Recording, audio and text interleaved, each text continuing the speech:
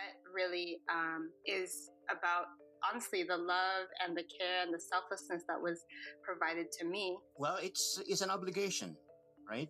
You owe somebody something. Somebody gave you something. You owe something back. When I talk about my relationship with debt, I'm also, the underlying implication is, what is my relationship with the person who put me into debt? In Blood Debts, we tell the stories of choices and sacrifices to pay back what is owed and pay forward something of value. I'm your host, Lizelle Teng Lao. On this podcast, we talk about one of the few through lines in people's lives, debt. You'll hear stories from the Filipino diaspora around how debt has impacted all aspects of life, from those in the medical field, the public service sector, to technology and the creative arts. As a journalist, I've spent more than a decade reporting on the financial aspects of debt in diverse communities. But many people carry debts beyond money. I have to talk to tons and tons of people and decide, okay, I will accept your money because these are the conditions and the terms. And so you actually have to make a super, super calculated risk that when I decide to be indebted to you, and that I agree that somehow, some way, several down the road, several years from now, the $5 million that you gave me, I will give you, $200 to $300 million back, as a promise. That's a lot. That's a lot of calculation, and that's a lot of risk that you put yourself into. In this episode, we talked to Roland Ross, co-founder of the Philippines' top downloaded live stream app Kumu, and his entrepreneurial journey, dealing with debt, and finding himself along the way. Hey, what's up? My name is Roland Ross. I am an entrepreneur based here in Makati in Metro Manila. I'm currently working on a mobile app that's currently focusing on building authentic connections with millennial and Gen Z Filipinos around the world. For me, one of the things that I've learned very early on when I was in financial debt, it's really not a good feeling to feel, and it really hampers my focus and ability to execute. And so when I am in debt, whether it's financially or socially or technically, it's definitely weighs on my mind, and it is definitely something that I do have to. It's actually one of my biggest number one top priorities. Is I always take a look at my debt in all the different contexts, and I make sure to get that stuff off my plate because it always haunts me. Debt is a fundamental, terrible place to be in, and if you don't have the mental capacity or the preparation to deal with it, I think it could be a very debilitating thing on society. It could be a terrible thing, and so if we don't have the proper the proper infrastructure in place to help people deal with that. One of the things that really worries me, and I don't want to go too deep into conspiracy theories, but why don't we teach children about debt and money matters in the school place? And I noticed that when I hang out with billionaires, the way they talk about money, it's not like the way poor people talk about money, where we're always talking about money. Oh, how much is this? Oh, dang, that person's getting paid, blah, blah, blah. No, they have freaking constitutions. They have a leadership training program that trains their children into what they call leadership academies to steward wealth into the next generation. These are the types of classes that aren't available to people of lower means. And I just think that not having that foundation at the educational level has deep debilitating impacts on society. And what happens when Filipino American identity becomes a blood debt? It goes back to my identity as a Filipino American. And now that I'm here, I really think of the Philippines. It goes back to that life-changing moment when I studied abroad in the Philippines. I remember there was this time I was underneath this waterfall in Mount Banahaw.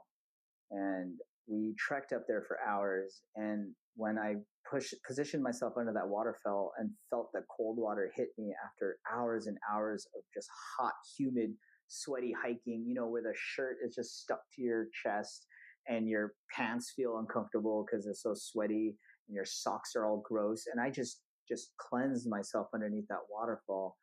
And it was kind of like this spiritual experience of the country and the motherland baptizing me within that beautiful environment surrounded by green vines and rocks and all that. And when I think about blood debt, I think about that moment.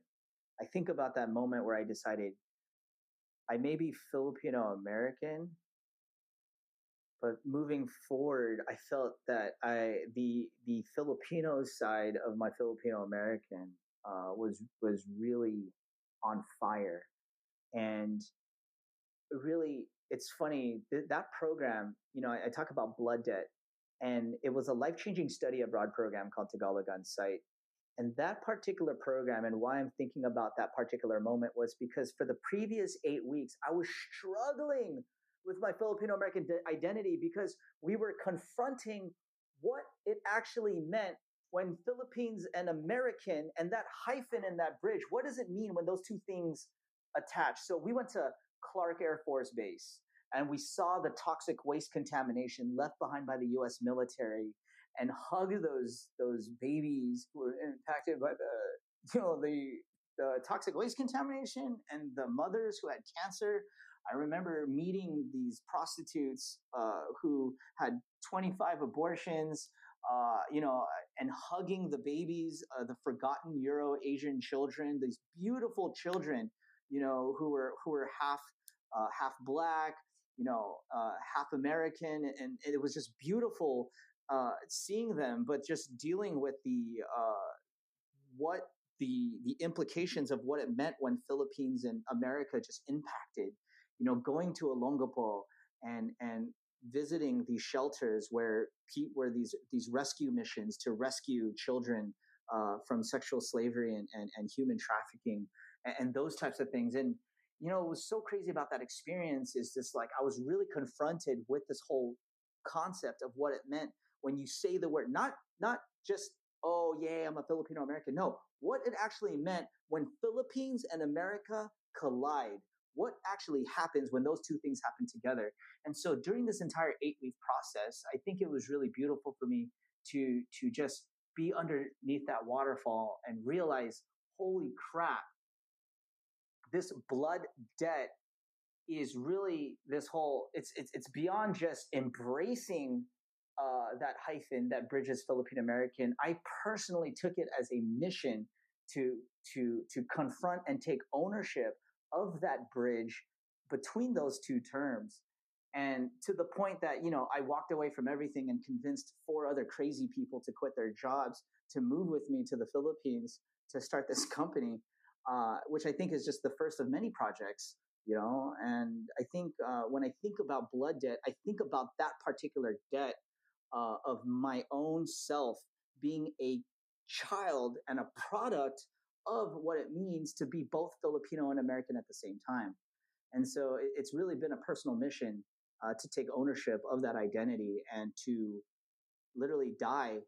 I'm going to die for this. I don't know what's going to happen, but Kumu is just one of many things. It's just a 15-year journey of me trying to make my way back after graduating from college and going through that experience. There are many sides to debt. This series intends to take you on a journey through defining and redefining debt through the stories of Filipinos in the diaspora. Upcoming stories from guests like Major General Antonio Taguba, rapper Ruby Ibarra are just a sampling of the journeys you'll hear along the way. That's all for this episode.